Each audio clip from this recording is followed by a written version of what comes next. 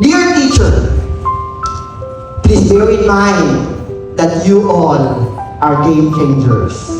What you do every single day is changing more lives than you know. Because of the sacrifices you offered every single day, attending to the needs of the learners. Because of teachers, because of educators and administrators like you that speaks about life. Because of people like you, our country has a fighting chance. The Philippines has a fighting chance. And the next generation has a fighting chance. In the face of adversity, it is your unwavering dedication and passion for education that will shape the future of this country. Despite the challenges posed by a massive corruption we are seeing through television and social media and lack of support from the government, you remain beacon of hope, guiding the next generation towards a brighter tomorrow.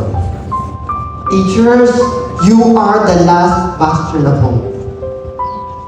The guardians of our collective future.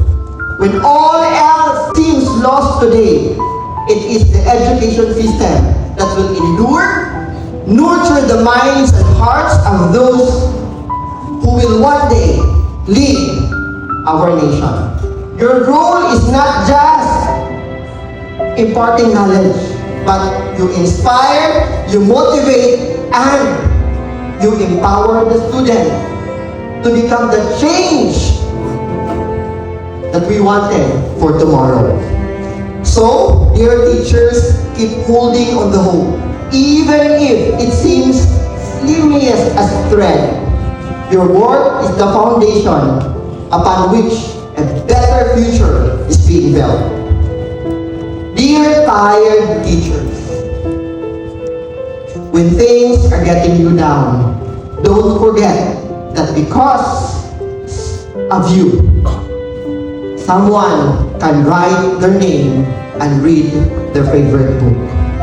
Mga magtutudlo, ayaw ninyo kalimti na kung dili ninyo na ibata karon dito na kamamong magsuwa.